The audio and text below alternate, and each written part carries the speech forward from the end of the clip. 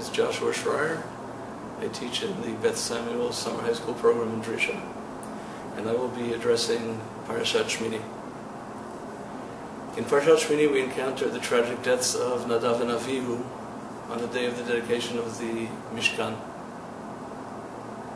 And although in the Midrash the opinions range from those who see Nadav and Avihu as being these tremendous tzaddikim, and this was their only sin, to those who see them as cynical plotters who got what they deserved.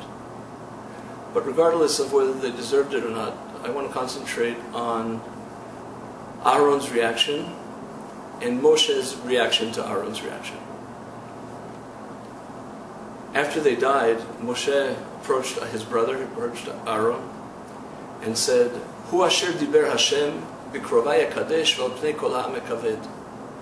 That is what Hashem said, I will be sanctified by those closest to me, and will be respected by the entire nation.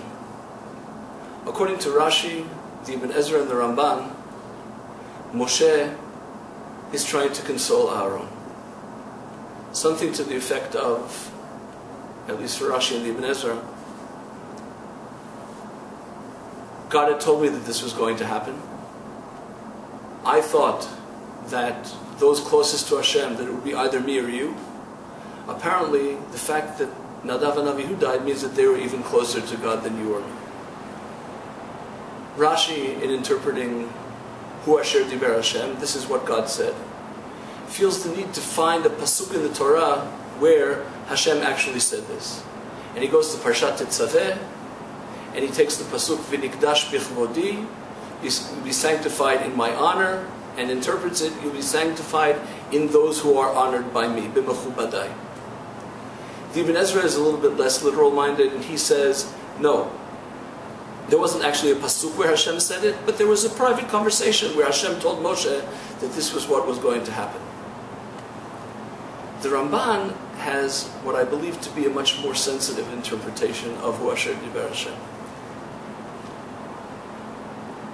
According to both Rashi and Ibn Ezra, Moshe is coming to Aaron as a person who knows the answers. Nadav and Avihu died, you don't understand what happened, but I do. According to the Ramban, Hu Asher Diber Hashem, he interprets it as being, because as far as God is concerned, Baruch Omer Ve'oseh, God speaks and performs, speaks and does. As far as God is concerned, there's no difference between speech and action. God performs actions through speech. Basara Ma'amarot Nivra Olam, he created the world with speech. According to the Ramban, Hu Asher Diber Hashem is not quoting a statement that Hashem made. Hu Asher Diber Hashem is an attempt by Moshe and Aharon together.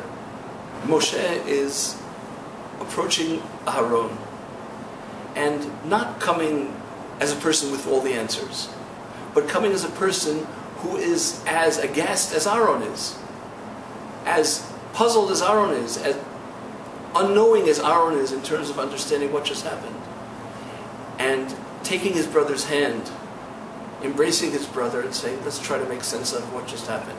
What is it that God is trying to tell us through the action that he just performed? Hu Asher Diber Hashem b'krovai kadesh. Hu is not a pasuk somewhere in Shemot. Is not some private conversation between God and Moshe.